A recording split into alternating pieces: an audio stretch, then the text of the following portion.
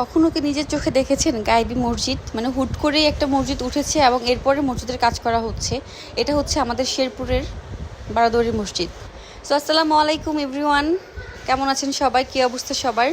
আজকে আমি আপনাদেরকে দেখাবো আমাদের শেরপুরের একটা পুরাতন মসজিদ, যেটা হচ্ছে গায়েবী মসজিদ নামে পরিচিত, আবার বারোদুয়ারি মসজিদ নামেও পরিচিত।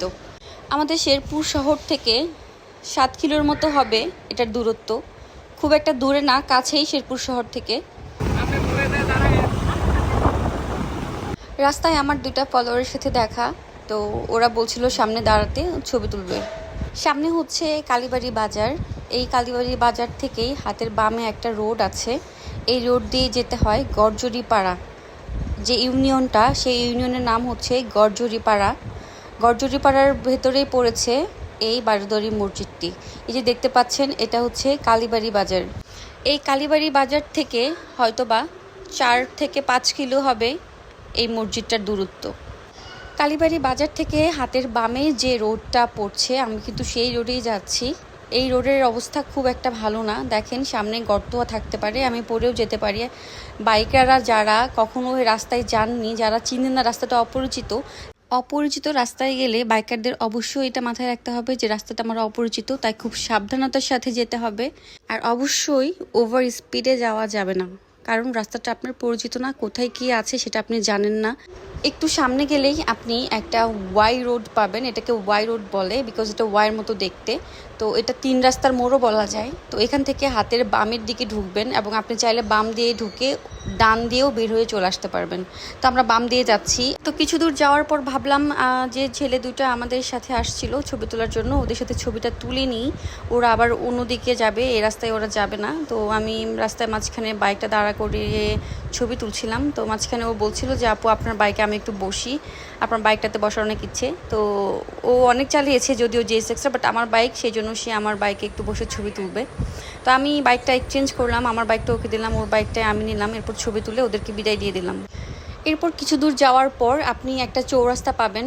এই চৌরাস্তা থেকে আপনার সোজা যেতে হবে, এদিকে ডানে একটা রোড আছে, বামে একটা রোড আছে। এই রোডে যাবেন না, সোজা রোডে যাবেন। এটা হচ্ছে গরজরিপাড়ার চৌরাস্তা, এটাকে চৌরাস্তা বলে, বাট এটা গরজরিপাড়ার চৌরাস্তা।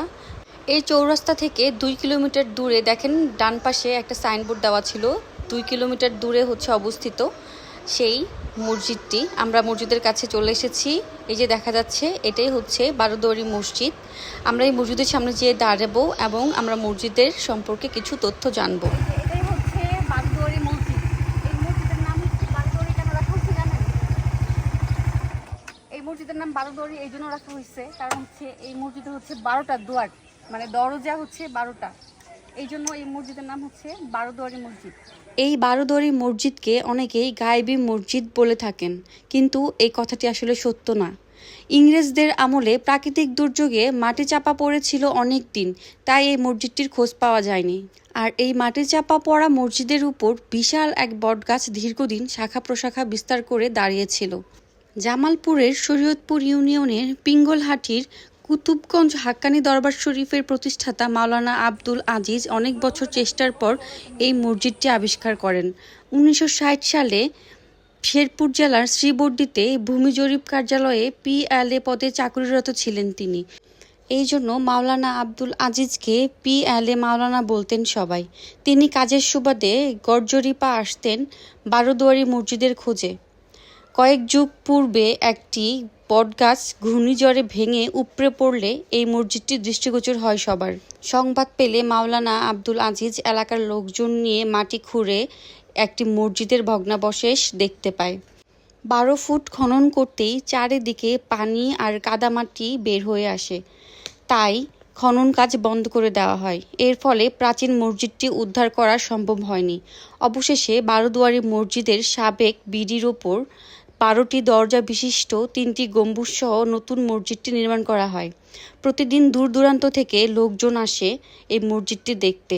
মসজিদের বর্ধিত অংশ হিসেবে 5তলা ভবনের নির্মাণ কাজ এখনও চলছে।